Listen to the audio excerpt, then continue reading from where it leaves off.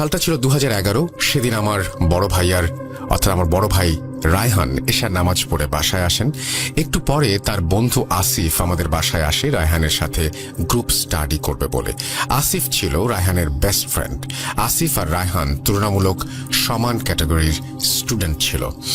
আসিফের বাসাও ছিল আমাদের বাসা থেকে খুবই কাছে। প্রায় 1 ঘন্টা পড়াশোনা করে আসিফ রায়হানকে বিদায় দিয়ে নিজের বাসায় চলে যায়। এরপর রায়হান আবার নিজের মতো করে পড়তে চলে যায় তার রুমে। রায়হান সাধারণত পড়ার সময় দরজা বন্ধ করে পড়ে, কিন্তু দরজা লক করে না। সেদিন রায়হান বরাবরের মতো তার রুমে বসে পড়ছিল।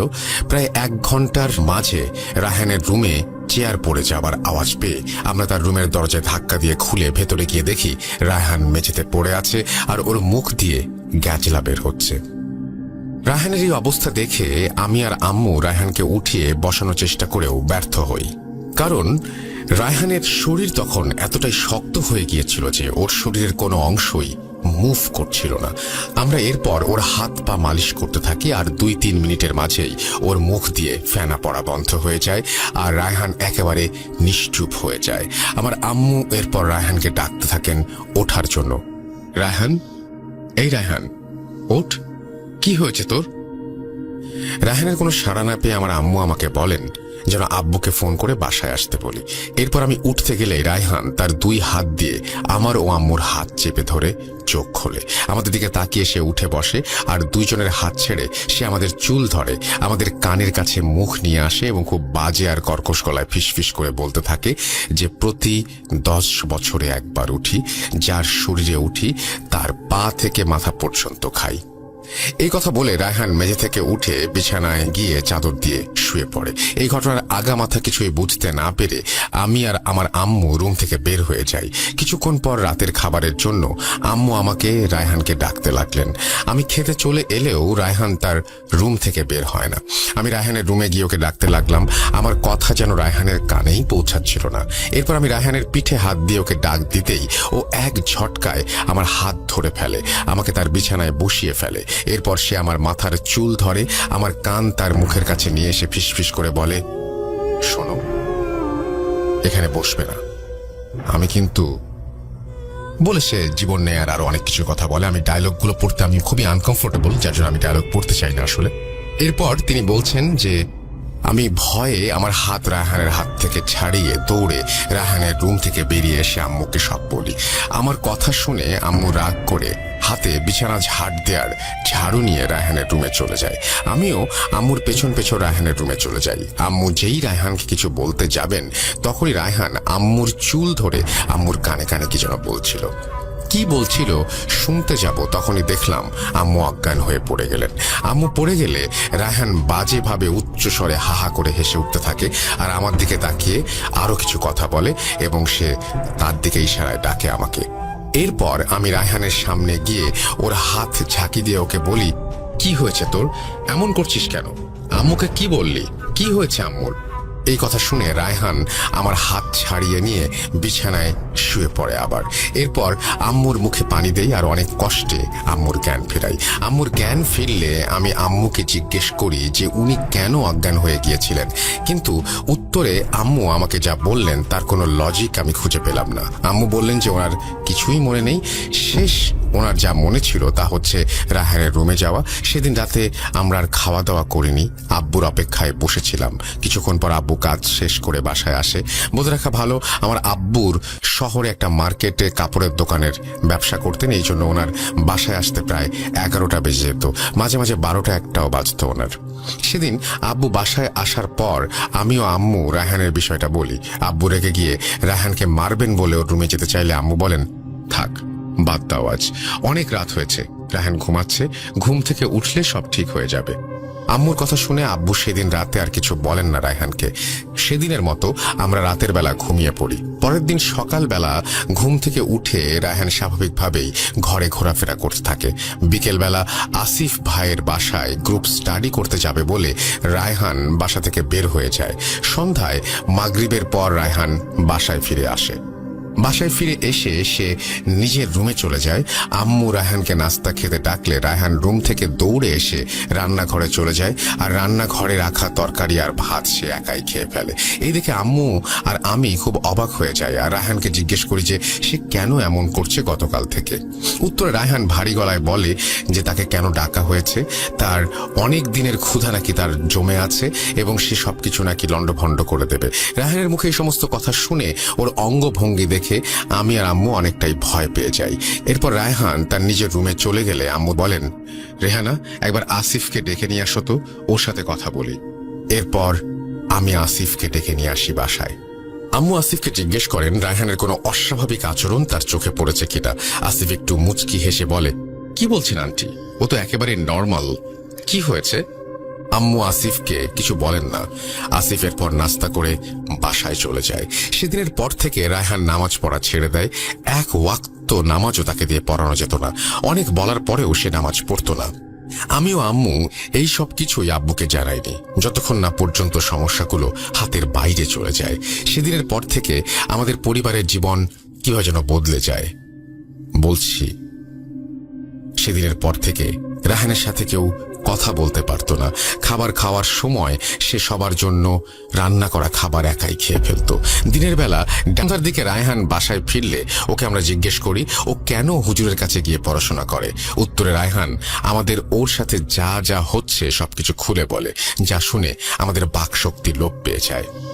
প্রিয় লিসেনার্স, আপনাদের ঘটনার মাঝে থামানোর জন্য আমি সাবিত আন্তরিকভাবে দুঃখিত, কিন্তু মাঝপথে থামার কারণ হচ্ছে যে রেহানা আপু আমাকে রায়হান ভাইয়ের ঘটনাগুলো নিজের ভাষায় বলেছিলেন, যা বুঝতে আমার মোটামুটি ভালোই সমস্যা হবার ফলে আমি আপুর সাথে ডিসকাস করে রায়হান ভাইয়ের ঘটনাটি আপুর মাধ্যমে রায়হান ভাইয়ের ভাষায় আবার শুনতে চাইলে আপু আমাকে রায়হান ভাইয়ের ভাষায় রায়হান ভাইয়ের সাথে ঘটে যাওয়া ঘটনাগুলো বলেন। আমি রায়হান ভাইয়ের ভাষাতেই পরের ঘটনাগুলো আপনাদের সামনে উপস্থাপন করছি। বলছেন রায়হান ভাই, এইচএসসি রেজাল্টের পর থেকেই আমার সাথে কিছু আজব ঘটনা ঘটছে, যার ব্যাখ্যা আমার জানা নেই। তোমরা মাঝে মাঝে আমাকে জিজ্ঞেস করো যে আমি সেদিন কেন এমন করলাম, আজ কেন এমন করছি, সব খাবার কেন একা খাচ্ছি। কিন্তু বিশ্বাস করো, আমি এসবের কিছুই জানি না। আমার কিছুই মনে থাকে না। মনে হয় যেন আমার জীবন থেকে সেই সময়গুলো হারিয়ে গেছে। পড়ায় একদম মন দিতে পারছিলাম না আমি, না কোচিংয়ে গিয়ে ভালো করতে পারছিলাম, না বাসায় পড়তে পারছিলাম। এদিকে সামনে পরীক্ষা। আসিফের সাথে পড়তে গেলেও পড়া হয় না। আসিফ আমাকে তার সাথে পড়তে বারণ করে দিয়েছিল। এই যে এত কিছু আমার সাথে হচ্ছে, সেগুলো শুরু কবে থেকে জানো? আমি বলছি শোনো। ডেট আর বার আমার মনে নেই। সেদিন কোচিং থেকে ফেরার পথে রাস্তায় এক ভিক্ষুকের সাথে আমার দেখা হয়। সে আমার কাছে ভিক্ষা চাইতেই আমি তাকে 5 টাকার একটি পয়সা দিলে সে বলে, বাবারে টাকা লাগবে না, তুই আমাকে একটা মুরগি আর কিছু চাল কিনে দে। আমার বাসায় আমার ছেলে মেয়ে মাংস খেতে চেয়েছে, ওরা অনেক দিন মাংস খায় না, তুই কিনে দিলে বউ ছেলে মেয়ে নিয়ে একটু মাংস খেতাম। চিন্তা করিস না বাবা, দিবি যত তার থেকে বেশি আল্লাহ ফেরত দেবে, দিবি। এই কথা শুনে আমার মনে সেই ভিক্ষুকের জন্য অনেক মায়া হলো। আমি আমার কাছে থাকা বই আর কোচিং এর শিট নেয়ার টাকা দিয়ে ওনাকে বাজার থেকে 1 কেজি চাল আর 1 কেজির একটু বেশি ওজনের একটা ব্রয়লার মুরগি কিনে দেই। সেই জিনিসগুলো হাতে পেয়ে ভিক্ষুক খুশি হয়ে তার ঝোলা থেকে ছোট একটি আয়না বের করে আমাকে দেয়। আমি নিতে না চাইলে সে আমাকে বলে, নে বাবা, এটা রাখ, তোর কাজে লাগবে। এরপর ভিক্ষুকের জোড়াচুরিতে আমি ভাবি, ধুর, একটা আয়নাই তো, কি আর হবে নিলে। এই ভেবে আমি ব্যাগে আয়না ঢুকিয়ে ফেলি। সেদিন রাতের বেলা আমি আমার রুমের জানালায় ঠক ঠক নক করার আওয়াজ শুনতে পাই। শুরুতে মনের ভুল ভেবে আমি ঘুমানোর চেষ্টা করি, কিন্তু আমার ভাবনাকে ভুল প্রমাণ করে জানালায় আবারও ঠক ঠক শব্দ। এবার আমি অনেক ভয় পেয়ে যাই আর কাঁথা মুড়ি দিয়ে শুয়ে পড়ি। আম্মু, মনে করো এখন অনেক রাত, তুমি একা রুমে আছো। এই রাতের বেলা এখন তোমার রুমের জানালায় ঠক ঠক করে নক করার আওয়াজ পাচ্ছ, কি করবে তুমি? ভয় পাবে জানি। রেহানা, তুই বল, ভয় পাবি না? আমিও তেমনি ভয় পেয়েছিলাম, কিন্তু আস্তে আস্তে নক করার আওয়াজটা বাড়তে লাগলো, আর এবার প্রতিটা জানালায় একই সাথে নক হতে লাগলো। আমি এবার ভয়ে তোমাদের ডাকবো বলে বিছানা থেকে উঠে যাই, আর তখনই টেবিল থেকে কিছু একটা পড়ে ভেঙে যাবার শব্দে আমার বুক কেঁপে ওঠে। আমি রুমের লাইট জ্বালিয়ে দেখি ভিক্ষুকের দেয়া সেই আয়নাটা মেঝেতে পড়ে ভেঙে গেছে। আমি আয়নাটা তুলতে গেলে আমার হাতে কাচের টুকরো লেগে যায় আর আমার হাত কেটে যায়।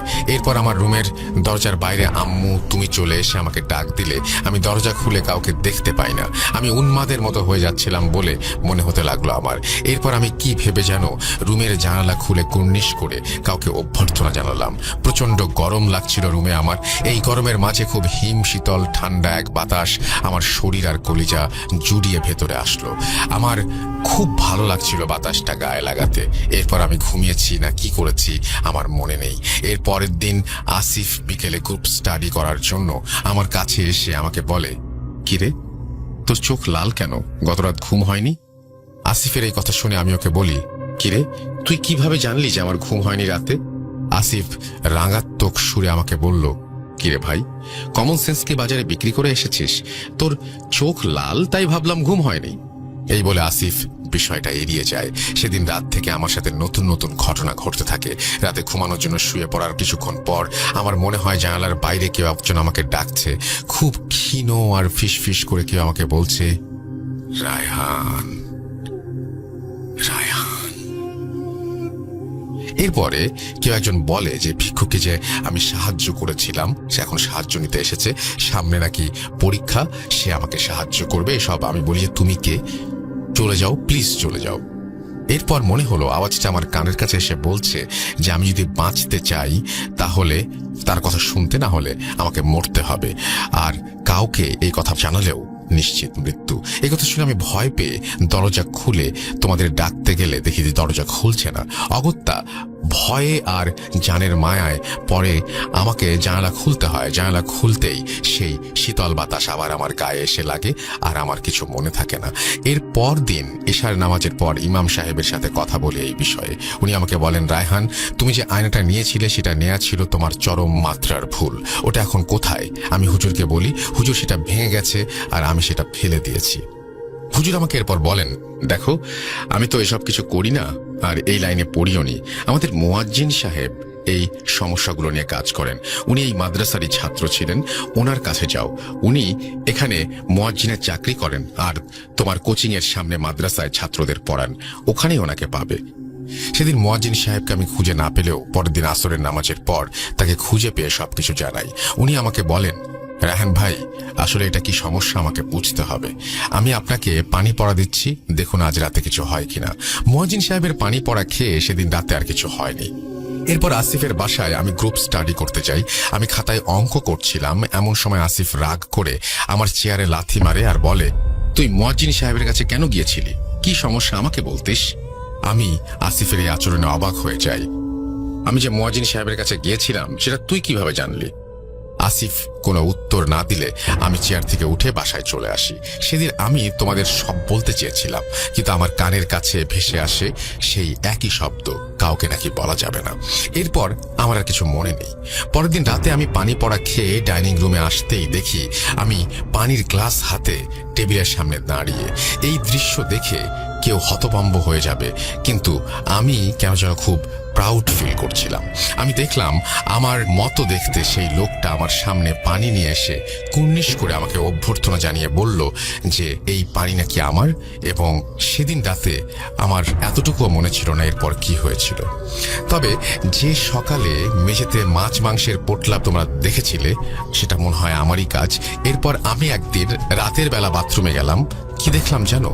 তুমি বলো আম্মু, রাতের বেলা তুমি বাথরুমে গেলে, এরপর আয়নার দিকে তাকিয়ে যদি তুমি দেখো যে তুমি নিজেই নিজের দিকে নিজে তাকিয়ে হাসছো তাহলে কেমন লাগবে? আমি আয়নায় একইভাবে হাসতে থাকলাম, আমি হাসতে দেখলাম নিজেকে।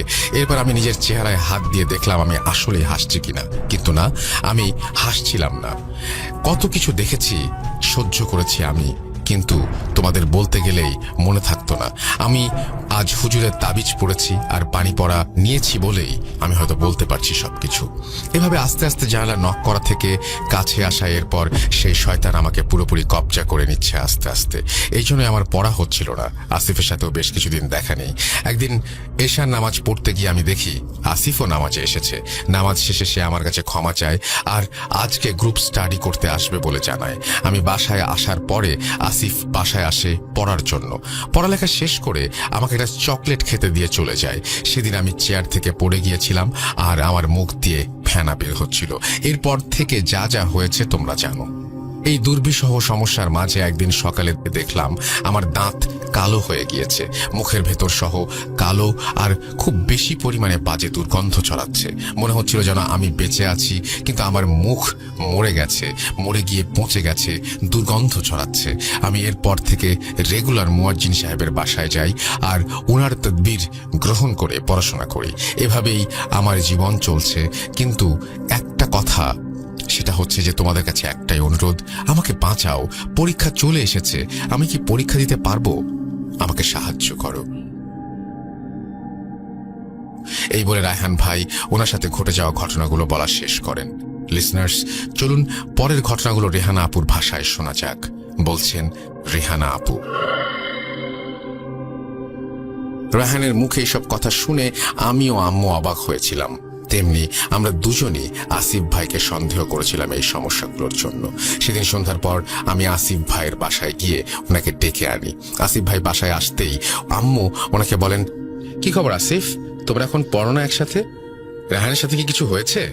রায়হান সারাদিন কেমন মন মরা হয়ে থাকে, জানো কিছু? আম্মুর কথা শুনে আসিফ মুচকি হেসে বলে, না তো আন্টি, কিছু হয়নি। পরীক্ষা চলে এসেছে তাই একাই পড়ি বাসায় এখন। কোথায়, চলুন তো আন্টি ওর রুমে গিয়ে দেখি। এরপর আমি আর আম্মু আর আসিফ তিনজন মিলে রায়হানের রুমে আসি। আমরা রায়হানের রুমে ঢুকতেই রায়হান লাফ দিয়ে বিছানা থেকে উঠে পড়ে আর আসিফের সামনে মাথা ঝুঁকিয়ে কুর্নিশ করে তাকে অভ্যর্থনা জানায়। এই দৃশ্য দেখে আমি আর আম্মু রীতিমতো অবাক হয়ে যাই আর রায়হানের বলা একটা কথার সাথে মিলানোর চেষ্টা করি। রায়হান বলেছিল সে একদিন পানি পড়া খেতে উঠে নিজের মতো কাউকে দেখতে পেয়েছিল এবং যে তাকে কুর্নিশ করে আর পানি খেতে বলে এবং তাকে মালিক বলে সম্বোধন করে। আমাদের সন্দেহ যেন কংক্রিটের মতো শক্তিশালী হয়ে গিয়েছিল তখন। এরপর আমরা আসিফ ভাইকে বাসায় চলে যেতে বলি আর পরের দিন সকালে রায়হান ঘুম থেকে উঠলে আমরাও ওর মুখ থেকে বাজে গন্ধ। আপনারা কি জানেন কালো জাদুটা কে করেছে? আমরা মুয়াজ্জিন সাহেবকে জিজ্ঞেস করি কে করেছে। উনি বললেন রায়হান ভাইয়ের বন্ধু আসিফ। মুয়াজ্জিন সাহেবের কথা শুনে দুয়ে দুয়ে চার মিলে গেল। আমরা আগেই আসিফ ভাইকে সন্দেহ করেছিলাম আর মুয়াজ্জিন সাহেব সেটা নিশ্চিত করলেন। সবকিছু জেনেও আসিফ ভাইয়ের বিরুদ্ধে কাউকে কিছু বলতে বা কিছু করতে পারছিলাম না। আমরা এই সমস্যাগুলোর কোনো প্রমাণ হয় না সেই কারণেই। তবুও আমরা আসিফ ভাইয়ের বাসায় যাব এবং জানাবো বলে ঠিক করি আর মুয়াজ্জিন সাহেবকে বলি এই সমস্যার সমাধান করতে। উনি আমাদের বলেন উনি আগামী শুক্রবার রাতের বেলা আসবেন এই সমস্যার সমাধান করতে। এই বলে পানি পড়া আর তেল পড়া দিয়ে উনি চলে যান। পানি পড়া রাত 12টার পর খাওয়া আর তেল পড়া গায়ে লাগানোর নিয়ম বলা আমাদের হয়েছিল। সেদিন মুয়াজ্জিন সাহেব চলে গেলে আমি আর আম্মু মিলে আসিফ ভাইদের বাসায় সবকিছু জানালে আসিফ ভাইয়ের বাবা ওনাকে বেধড়ক মারধর করেন আর জিজ্ঞেস করেন এসব কেন করেছে আর কিভাবে করেছে। উত্তরে আসিফ ভাই নীরব থাকলে আসিফ ভাইয়ের আম্মু আমাদের বলেন, আপনারা এই কথা কাউকে বলবেন না দয়া করে, সমাজে আমার বাঁচা মুশকিল হয়ে যাবে। আমরা এই সমস্যার সমাধান করে দেব। আপনারা আজ আসুন, আমরা দেখছি, আমরা আপনাদের জানাবো। আন্টির কথা শুনে আমিও আম্মু সেদিনের মতো বাসায় চলে আসি। এদিকে পরের শুক্রবার রাতের বেলা মুয়াজ্জিন সাহেব বাসায় এসে আসন করা সহ অন্যান্য সব কাজ করেন। এরপর উনি বলেন জাদুর প্রভাব কমে গেছে, আসিফ মনে হয় জাদু তুলে নিয়েছে, এখন আর সমস্যা হবে না। আমি নতুন পানি পড়া দিয়ে যাচ্ছি আর তাবিজ দিচ্ছি, এখানে এগুলো ব্যবহার করবেন। ওনার কথা শেষ হতেই কলিং বেল বেজে ওঠে আর দরজা খুলে আমি দেখি আব্বু এসেছেন। শুক্রবার হবার ফলে উনি একটু জলদি ফিরে এসেছিলেন। মুয়াজ্জিন সাহেবকে দেখে উনি জিজ্ঞেস করেন, আপনি? এরপর আব্বু কিছু বলার আগেই আম্মু আর মুয়াজ্জিন সাহেব আব্বুকে সবকিছু খুলে বলেন। এবার আব্বু রাগারাগি না করে সব মেনে নেন। আব্বু ভেবেছিলেন যাই হোক ছেলে অভিনয় যদি করেও থাকে তাও মনের শান্তির জন্য আম্মু আর আমি হুজুর দেখিয়েছি। এখন রায়হানের সামনে তাহলে অভিনয় করার রাস্তাও আর নেই। মনে মনে আব্বু সব বিলিভ করেননি যে এটা আমরা পরে জেনেছিলাম। কিন্তু হুজুর সেদিন যাবার আগে এমন একটা কথা বলেন যা শুনে আমাদের আশা আর স্বপ্নের ওপর কালো মেঘের ছায়া ঘনিয়ে এসেছিল। হুজুর বলেছিলেন যে আগামী 41 দিন বাসা থেকে বের হতে পারবে না, বাইরের কেউ তার সাথে দেখাও করতে পারবে না। কিন্তু রায়হানের ঢাকা ইউনিভার্সিটি শুনে আব্বু ভেবেছিলেন বোধহয় আবার নাটক করছে। এইভাবে আব্বু রায়হানকে মারার জন্য হাত থেকে স্যান্ডেল তুলে নিতেই রায়হানের চেহারা বদলে যায়, আর ওর শরীরে খিঁচুনি উঠে যায়, আর মুখ দিয়ে আবারও ফেনা বের হতে থাকে। রায়হানের খিঁচুনি চলাকালীন অবস্থাতেই সে বলেছিল সবাই নাকি মারা যাবে। এই কথা যখন রায়হান বলছিল তখন ওর মুখের ভেতরটা ছিল কালো আর দুর্গন্ধযুক্ত সব ফেনা বের হচ্ছিল মুখ দিয়ে। রায়হানের চোখের সাদা অংশটাও কালো কালো হয়ে যাচ্ছিল দেখে মনে হলো আমাদের। এরপর আব্বু বুঝতে পারলেন যে রায়হান আসলে অভিনয় করছে না। সেদিন রাত যেন আমাদের জীবনের সব থেকে বড় রাত ছিল। সারা রাত বাসার বাইরে সাপের মতো হিস হিস আওয়াজ আর দরজার জানালায় ঠক ঠক আওয়াজ বেজেই চলছিল ভোর পর্যন্ত।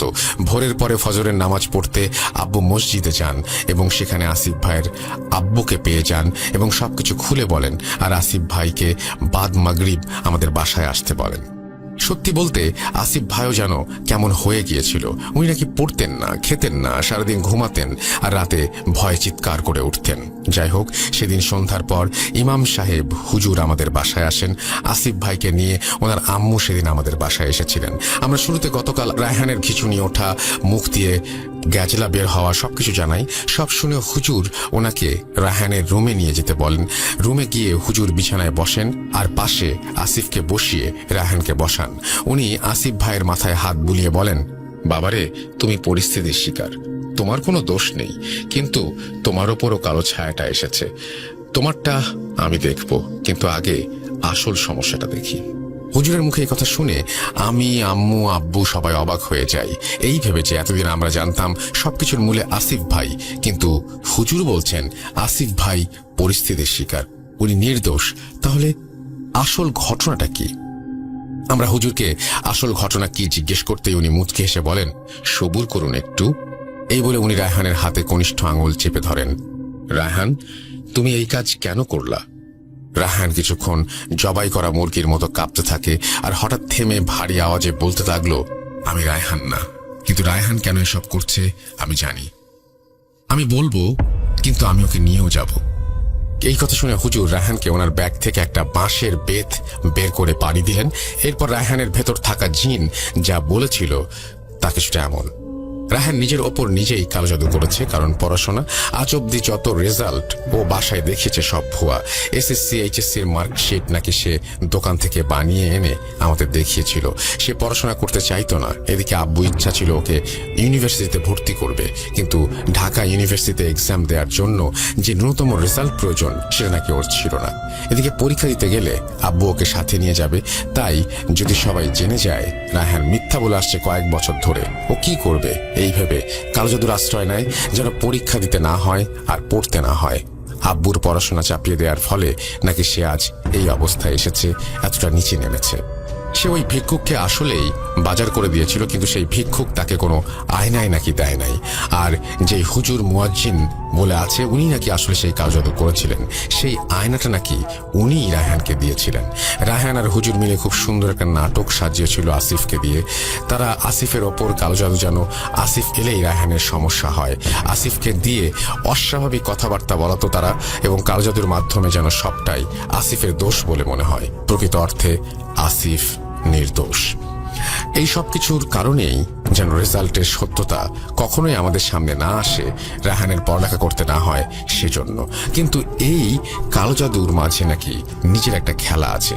সে আসলে এই যে জিনকে পাঠিয়েছে তাকে 10 বছর পর পর আহ্বান করা হয়, তাকে কিছু একটা দেয়ার প্রতিজ্ঞা করতে হয় এবং কাজ হাসিল করার পরে 10 বছর পরে এই জিন একটা মানব শরীরে আবদার করেছিল কালো জাদুকরের কাছে, আর রায়হানের মাধ্যমে সেই সুযোগ পেয়ে যায়। জিনটা ইতোমধ্যেই রায়হানের শরীরের ভেতরে নাকি অনেক ক্ষতি করে ফেলেছে। এই সব কিছু জেনে উপস্থিত সবাই স্তব্ধ হয়ে যায়। এমন ঘটনা কেউ আগে শুনেছে আর না কোনোদিন হয়েছে এরকম কিছু আমরা স্বপ্নেও কল্পনা করিনি। এরপর ইমাম সাহেব হুজুরকে বলেন, আমার কিছু করার নেই, এই জিন তার কাজ করে ফেলেছে, রায়হানের মৃত্যু নিশ্চিত। ওই কবিরাজকেও আর খুঁজে পাবেন না, কারণ এই শয়তান জিনের মাধ্যমে সে জেনে গেছে যে তার মুখোশ উন্মোচিত হয়েছে। সে কোনো মাদ্রাসার টিচারও নয়, সে একজন ধোঁকাবাজ। রায়হানের সরলতার সুযোগ নিয়ে সে ওকে বিপদে ফেলে ওর স্বার্থ হাসিল করেছে। এই জিন যদি রায়হানকে ছেড়ে না যায় তাহলে ও বাঁচবে না। রায়হান ওর পাপের শাস্তি পেয়েছে, ওর কলিজা পচে গেছে, তাই গতকাল রাতে ওর মুখ থেকে কালো গাছলা বেরিয়েছিল। হুজুরের কথা শুনতে শুনতে আমরা দেখলাম রায়হান বিছানায় পড়ে গেল। হুজুর বলেন যে রায়হানের ভেতর যে জিনটা, সে নাকি নিজের কাজ শেষ করেছে। এরপর হুজুর আসিফ ভাইকে দেখেন এবং বলেন, এই ছেলের সমস্যা এখন কেটে যাবে, ওকে আপনারা নিয়ে যান। এই বলে আসিফ ভাইকে তাবিজ আর পানি পড়া দিয়ে বাসায় পাঠিয়ে দেন। হুজুর নিজেও চলে যান। যাবার আগে আমাদেরও পানি পড়া আর তাবিজ দিয়ে যান উনি। হুজুর যাবার পর রায়হানের জ্ঞান ফিরলে রায়হান সবকিছু স্বীকার করে আর আমাদের কাছে ক্ষমা চায়। এরপর 3 মাস কেটে যায়। রায়হান ধীরে ধীরে মৃত্যুর দিকে এগোতে থাকে।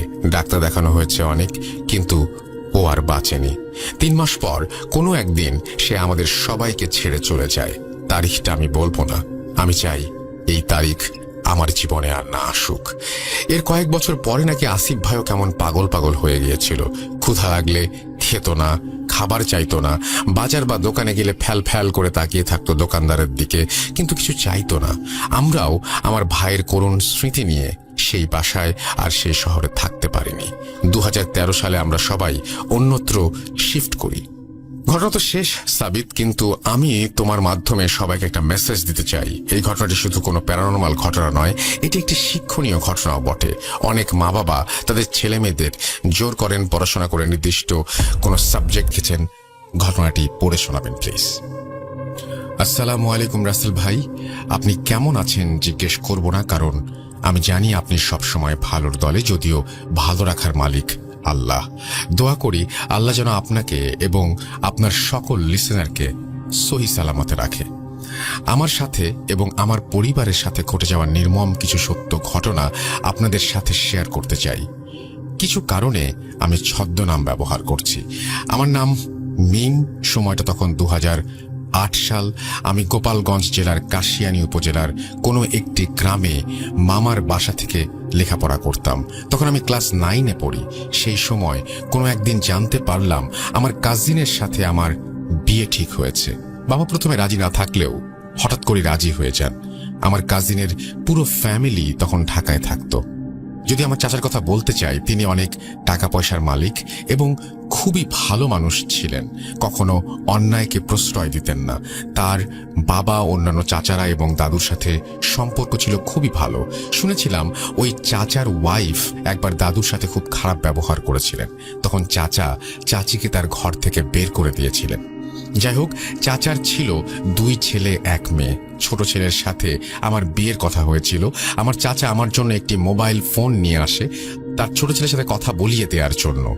যেহেতু আমাদের দেখা কখনো হয়নি, বিয়ের আগে যখন আমি অনেক ছোট ছিলাম তখন একবার দেখা হয়েছিল গ্রীষ্মের ছুটিতে। চাচা আমাকে বেড়াতে নিয়ে গিয়েছিলেন ঢাকায়। প্রথমে আমার ফিয়ন্সেকে আমার ভালো না লাগলেও আস্তে আস্তে তার সাথে ফোনে কথা বলতে বলতে এক পর্যায়ে তাকে ভালো লাগতে শুরু করে। ফ্যামিলির সবাই রাজি ছিল এবং সে যথেষ্ট হ্যান্ডসাম ছিল। লেখাপড়া বাদ দিয়ে যতটুকু সময় পেতাম রাত তার সাথে কথা বলতাম। আমার একটু সমস্যা হতো, কারণ আমার মামা ছিল প্রচন্ড রাগী। সবাই মামাকে ভয় পেত, আমিও মামাকে অনেক ভয় পেতাম। তাই আমি রাতে কথা বলতে চাইতাম না, কিন্তু আমার ফিয়ন্সে রাতেই বেশি কথা বলতে চাইতো আমার সাথে।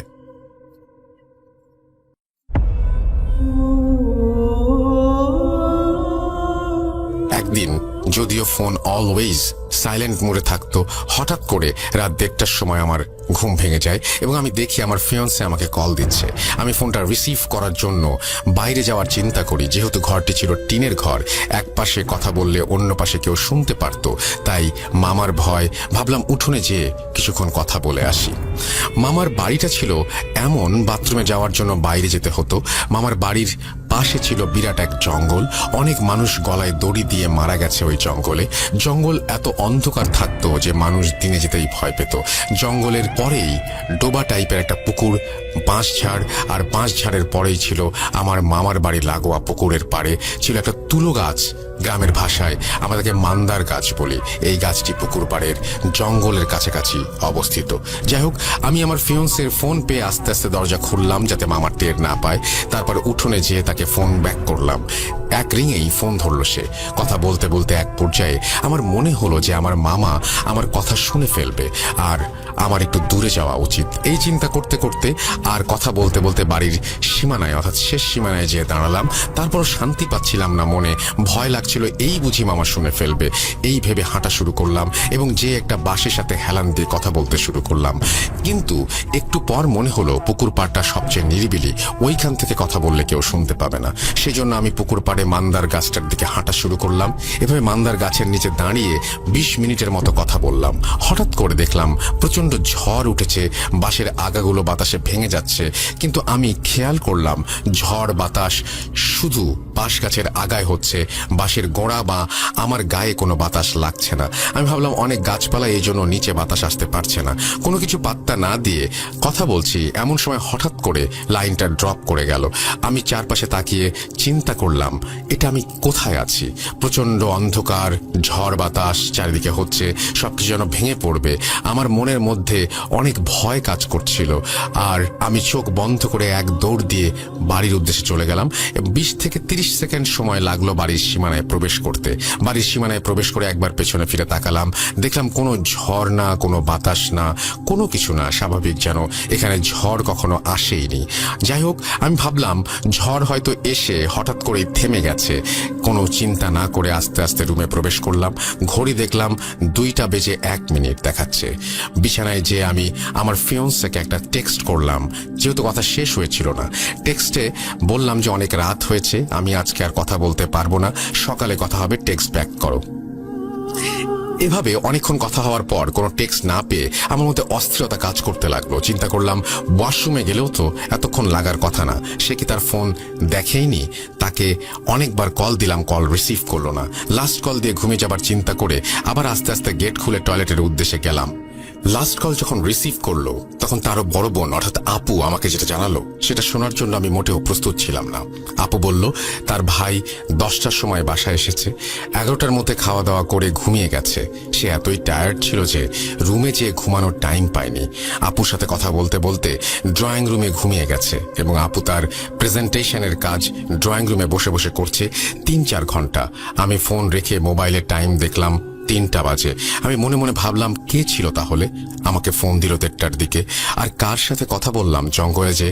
প্রচন্ড ভয় পেলাম কিন্তু কাউকে কিছু বলতে পারলাম না। আমি লুকিয়ে লুকিয়ে কথা বলতে গিয়েছিলাম। এসব চিন্তা করতে করতে ঘরে এসে এক পর্যায়ে ঘুমিয়ে গেলাম। যখন ঘুম ভাঙলো সেটা পরের দিন সন্ধ্যা 6টা। আমার আশেপাশে দেখে অনেক আত্মীয় স্বজন এবং আমার আব্বু আম্মুর একজন মামা ছিলেন যিনি ছিলেন মওলানা। আমার মুখের উপরে ঝুঁকেছিলেন তিনি, কি কি বিড়বিড় করে পড়ছিলেন আর ফোঁ দিচ্ছিলেন। পরে জানলাম দুপুর গড়িয়ে সন্ধ্যা, আমাকে অনেকবার ডাকাডাকি করা হয়েছে, আমি উঠি নাই।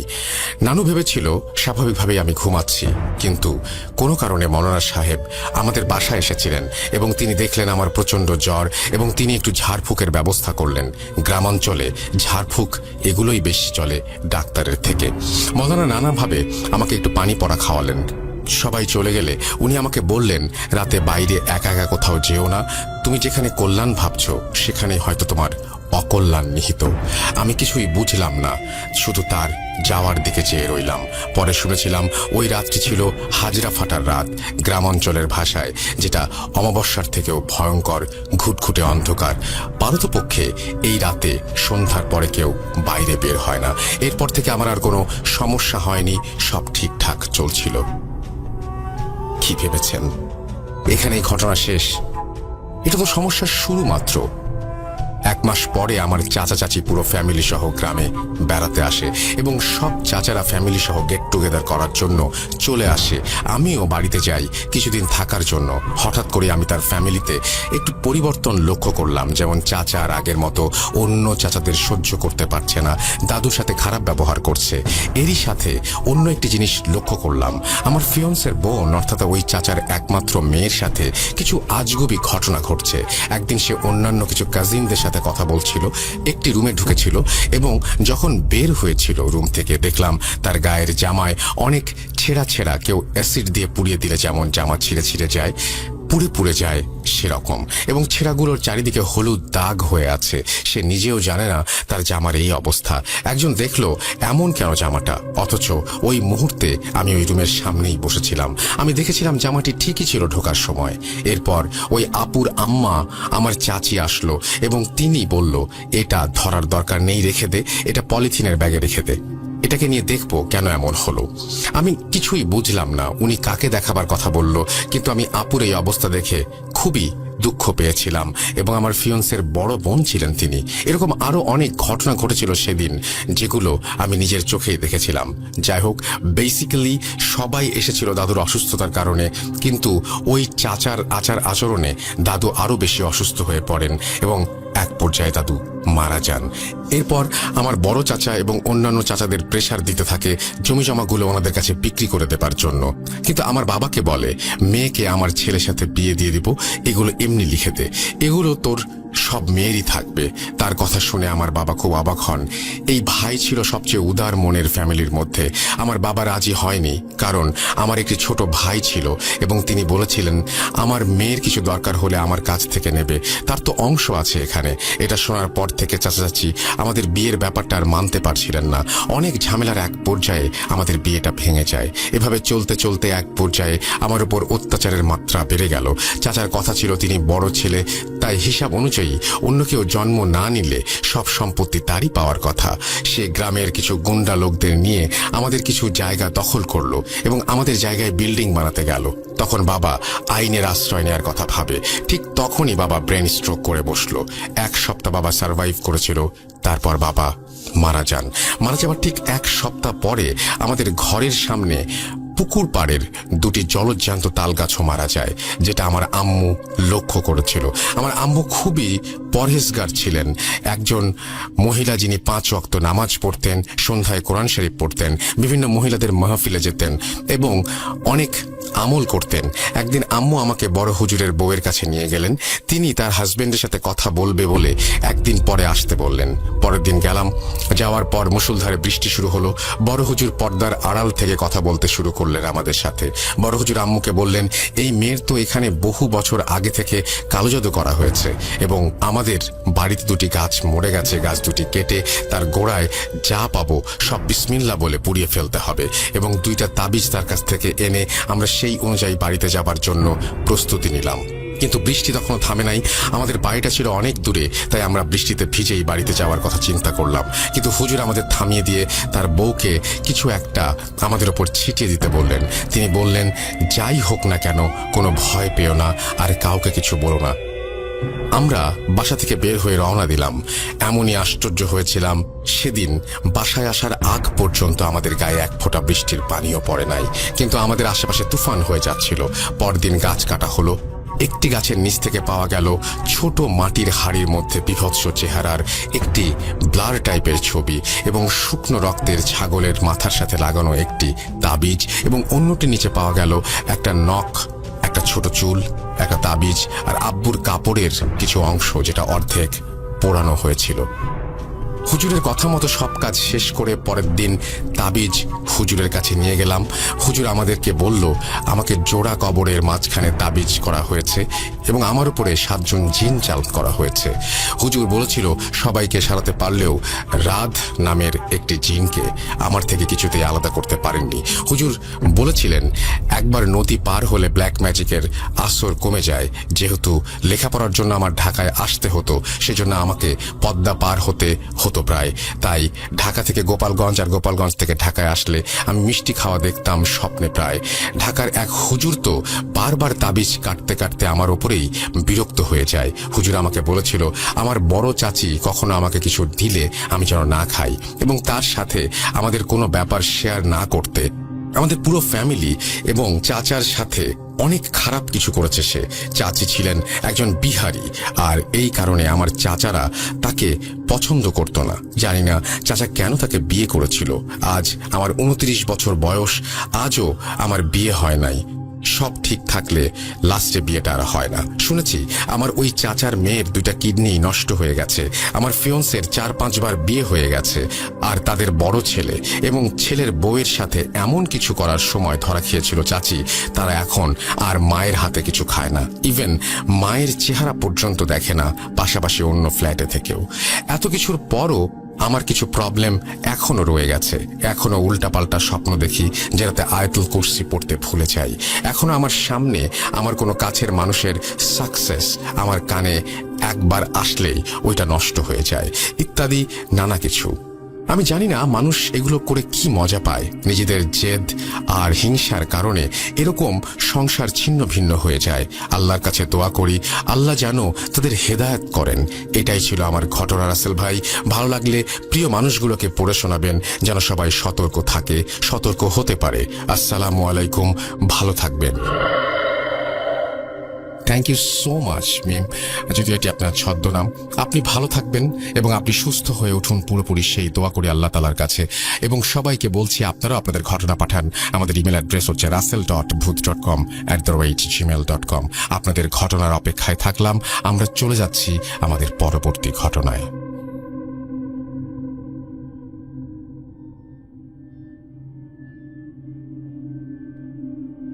আপনাদের সবাইকে আরো একবার স্বাগত জানাচ্ছি আমাদের রবিবারের স্পেশাল এপিসোডে। এবং এই এপিসোড আপনারা জানেন শুধুমাত্র প্রিমিয়াম সাবস্ক্রাইবারদের জন্য। এবং আপনাদের আরো একবার ধন্যবাদ জানাই কষ্ট করে প্রতি রবিবার এভাবে হাজির হয়ে যাওয়ার জন্য। আমি আজকেও আপনাদের জন্য একটা ইমেল নিয়ে এসেছি, যে ইমেলটি আমি এখন পড়ে শোনাবো। আপনারা অনেকেই কমেন্ট করছেন, অনেকেই আমাদের সঙ্গে আছেন। থ্যাংক ইউ ভেরি মাচ আমাদের সঙ্গে এভাবে থাকার জন্য, প্রতি সপ্তাহে এভাবে হাজির হয়ে যাওয়ার জন্য। যেভাবে লেখা আছে আমি সেভাবেই পড়ছি। প্রিয় রাসেল ভাই, আমার নামটা একটু হাইট রাখবেন প্লিজ, কারণটা আমি লাস্টে বলবো। আমার নাম আমি 2010 থেকে আপনার সাথে মাঝে মাঝে কিছু প্রবলেম ফেস করতো, যেমন ঘরে টুকটাক আওয়াজ, ঘরের আবহাওয়া ঠান্ডা থাকা ইত্যাদি, যার কারণে সে ভয় পায় এবং তার এক কাজিনের সাথে এক কবিরাজের কাছে যায়। কবিরাজ জিনটি দেখে লোভ লাগে এবং সে বিভিন্ন কায়দায় জিনটিকে তার কাছে বন্দী করে এবং এটাকে দিয়ে বিভিন্ন কাজ করায় এবং অত্যাচার করায়। কিছুদিন পর নানি একটা স্বপ্ন দেখে যে কেউ একজন তাকে বলছে যে সে তো তার কোনো ক্ষতি করেনি, উপকারের জন্যই সে এসেছিল। কিন্তু সে কেন, অর্থাৎ আমার নানি কেন তার এত বড় ক্ষতি করলো, এবং এই জন্য আমার নানিকে শাস্তি পেতে হবে। আমার পূর্বপুরুষের দোয়া ওভাবেই থাকবে, কিন্তু এই প্রজন্ম এবং তার পরবর্তী প্রজন্মের সংসারে কখনো কোনো উন্নতি হবে না এবং আমরা নাকি একদম ফকির হয়ে যাব। এবং সে জানালো যে আমাদের এরকম অনিষ্ট হবে। ঠিক যেই কথা সেই কাজ। নানার অঢেল জমিজমা থাকা সত্ত্বেও আমাদের সংসারের অবনতি হতে থাকে। কিছুদিন পর নানার ক্যান্সার ধরা পড়ে এবং সমস্ত জমিজমা বিক্রি করেও চিকিৎসা করে তাকে বাঁচানো যায়নি। যেদিন সর্বশেষ ফসলি জমি বিক্রি করা হয় নানার ওষুধের জন্য, তার কয়েকদিন পরেই আমার নানা মারা যায়। একে একে নানি তার সব মেয়ে বিয়ে দেন এবং সর্বশেষ এই পরিবারটি ঋণের চাপে পড়ে যায়, যা এখনো কাটিয়ে উঠতে পারেনি। আমার মামাদের সবাইকে দেখেছি, প্রত্যেকে ট্যালেন্টেড, কিন্তু তারা আজ পর্যন্ত কোনো উন্নতি করতে পারেনি। ঘটনা 2। আমি ছোটবেলা থেকে ছিলাম প্রচন্ড ধর্মপ্রেমী। আমার ছোট মামা একজন হুজুর। সে মাঝে মাঝে বলতো আমার ভাগ্নির মধ্যে যে নূর আমি দেখেছি তা খুব কম মানুষের মধ্যে থাকে। আমি কোনো বিপদ হবার আগেই তা কেমন যেন বুঝে ফেলতে পারি। স্বপ্ন দেখতাম, নয়তো বুকের মধ্যে আঁতকে উঠত। এভাবেই চলছিল দিন। আমি কোরআন পড়া শিখি। আমার সাথে যারা পড়তো তাদের সবার চেয়ে দ্রুত, আর আমার আরবিতে সূরা লেখা দেখে অনেকেই অবাক হয়ে যেত। আমার বাড়িতে কিছু ঝামেলা হওয়ায় পড়ালেখা করতে আমাকে পাঠানো হয় রাজশাহীতে। স্যারকে প্রমিস করেছিলাম যে এই এলাকা বা বাড়ির নাম কাউকে বলবো না, তাই বলতে পারছি না। আমি এবং আমার সাথে কিছু ছেলে আমরা স্কুলের এক স্যারের বাড়িতে থাকতাম। আমি তখন ক্লাস 6-এ পড়ি। স্যারের বাড়ি 2 তলা এবং অনেক বড়। আমি বেশিরভাগ সময় ছাদে থাকতেই পছন্দ করতাম, কারণ ছাদ থেকে পদ্মা নদী একদম সুন্দর দেখা যেত। বাড়িতে রুমে একাই ঘুমাতাম, কিন্তু রাজশাহীতে আমার রুমমেট হয় আমারই দূর সম্পর্কের চাচাতো ভাই। ও প্রতি রাতেই কোনো না কোনো কারণে ভয় পেয়ে জেগে উঠত। বলে রাখা ভালো, ও ছিল কোরআনের হাফেজ। জেগে ওঠার পর ও আয়াতুল কুরসি পড়ে ফুঁ দিয়ে রুম ও শরীর বন্ধ করে ঘুমাতো। যেদিন ভুলে যেত ওই দিন বলতো আমার শরীরে প্রচন্ড জ্বর, কিন্তু সকালে ঠিক হয়ে গেছে। এভাবে ও অভ্যস্ত হয়ে যায়। একদিন রাজশাহীর কোনো এক বড় হুজুর আসেন স্যারের বাড়িতে। সে ছিল স্যারের স্ত্রীর মামা। সে আসার পর থেকেই দেখতাম শুধু আমার সাথে সে কথা বলে, আমার সাথে একই বিছানায় সে ঘুমাবে, এই তার চাওয়া। তো তার 5 দিন থাকার কথা, কিন্তু সে থাকে 2 মাস, এবং আমি প্রায় দিনে ও রাতে সবসময় তার সাথে থাকতাম। তার কথায় আমি অত্যন্ত মুগ্ধ ছিলাম। তার আমার সম্পর্ক ছিল যেন গুরু আর শিষ্য। 2 মাস পরে সে যাওয়ার সময় আমাকে বলে, তোমার কাছ থেকে আমি একটা জিনিস ধার নিলাম, এটা রাখার মতো বয়স এখনো তোমার হয়নি, তবে আমি এর কোনো ক্ষতি করব না, যাতে ওই দিন তোমার সবকিছু মনে পড়ে যাবে একটা জিনিস দেখে। এই বলে উনি চলে গেলেন। তার কথাগুলো আগামাথা কিছুই বুঝলাম না। 2-1 মাস পর আমার মেজাজ খিটখিটে হয়ে যায়। 5 ওয়াক্ত নামাজ পড়তাম আমি রেগুলার, সেখানে আমি 1 ওয়াক্ত নামাজ পড়তে পারতাম না। লোকাল এক ছেলের মারামারিতে মাথা ফাটিয়ে অবশেষে আমি বাড়িতে চলে আসি। তারপর থেকে প্রায়ই স্বপ্নে একটা মেয়ের সাথে আমি কথা বলতাম, অনেক কথা বলতাম, কিন্তু তার চেহারা দেখা যেত না। আর কি কথা বলতাম তা সকালে ভুলে যেতাম। এরপর থেকে এভাবে পার হয়ে যায় 9টি বছর। আমি এখন ইউনিভার্সিটিতে 3য় বর্ষের ছাত্র। ওই কাহিনীগুলো সব ভুলে গিয়েছিলাম প্রায়। কলেজ লাইফ থেকে টুকটাক সিগারেট খাওয়া শুরু করি। তারপর থেকে কিছুটা মাদকে আসক্ত হয়ে পড়েছিলাম। এই 2022-এর জানুয়ারি মাসের একটা দিন আমি অস্বাভাবিকভাবেই উত্তরা থেকে মিরপুর যাচ্ছিলাম। মাটিকাটা মোড়ে আসতেই হঠাৎ বাসের সিট থেকে আমার চোখ পড়ে রাস্তায়। আমার শরীর প্রচণ্ড গরম হয়ে যায়, আমার আরো বেশি শীত লাগতে শুরু করে। দেখি একটা মেয়ে ধূসর আলখেল্লা পরে রাস্তার ধারে দাঁড়িয়ে আমার দিকেই তাকিয়ে আছে, যেন কতদিন আমাকে দেখে না। তার সাথে আমার বহুদিনের পরিচয়। বাস মেয়েটাকে ক্রস করে কালশি মোড় পৌঁছাতেই দেখি সেই মেয়েটা আবার দাঁড়িয়ে আমার দিকে এক দৃষ্টিতে তাকিয়ে আছে। আমি অবাক হয়ে যাই, এত তাড়াতাড়ি এখানে আসলো কিভাবে। তারপর হুট করে আকাশে বজ্রপাতের শব্দ। আমার পাশের জনকে আমি বলি, বৃষ্টি হবে মনে হচ্ছে। সে বলে, ভাই পাগল হয়েছেন, আকাশ তো একদম পরিষ্কার। আমি আবার জানালা দিয়ে তাকিয়ে দেখি আকাশ পরিষ্কার। আমি খুব অবাক হই। বাসায় গিয়ে সব ফিল করতে থাকি যেন আমার দিকে তাকিয়ে আছে সবকিছু। এত ঠান্ডার মধ্যেও রাতে আমি ঘুমোতে পারি না। অনেকক্ষণ এদিক ওদিক করে অবশেষে 2:45-এর দিকে ঘুমাই। রাত 3টায় আমার ঘুম ভাঙে। আমি এতক্ষণ কিছু না ভেবে কাছে থাকা একটা সিগারেট জ্বালিয়ে রুমের বাইরে করিডোরে চলে যাই। যাওয়ার পরই দেখি বাইরে প্রচন্ড ঠান্ডা। আমি যেখানে খালি গায়ে ঘুমিয়েছিলাম সেখানে এখন বাইরে দাঁড়িয়ে থাকা কঠিন হয়ে যাচ্ছে। সিগারেট শেষ হতে হাত মুখ ধুয়ে আবার ঘুমিয়ে যাই। আধা ঘুম আমার শরীর। হঠাৎ শরীরে একটা অদ্ভুত অনুভূতি সৃষ্টি হয়। আমি ফিল করি আমার দিকে কেউ অপলক দৃষ্টিতে তাকিয়ে আছে। চোখ খুলতেই দেখি একটা কালো ধোয়ার কুণ্ডলি পাকানো একটি কুকুর বসা, যার চোখ দুটি লাল এবং আমার দিকেই তাকিয়ে আছে। আমি সচরাচর এসব জিনিসে ভয় পাই না, কারণ ছোট থেকে এগুলো দেখে অভ্যস্ত। তবুও কেন জানি না তখন ভয় লাগতে শুরু করে। ওই লাল চোখ দুটো দেখে আমি উঠতে গিয়ে দেখি আমি আর নড়তে পারছি না। বুঝলাম বোবায় ধরেছে। শুনেছি এইসব জিনিস দেখে ভয় পেলে নাকি এরা আরো ভয় দেখায়। তাই আমি মুখ দিয়ে যতটুকু আওয়াজ করা যায় করেছি। হঠাৎ একটা শীতল হাত আমার শরীরে কেউ রাখে, সাথে সাথে আমার শরীর ছেড়ে দেয়। আমি লাফ দিয়ে উঠে বসি। দেখি কুকুরটা এখনো আছে এবং রাগী চোখে দাঁত বের করে এখনই লাফ দেবে আমার উপরে, এরকম একটা অবস্থা। আমি ভয়ে পেছনে ঘুরে একজনকে জড়িয়ে ধরি। চোখ আমার বন্ধ।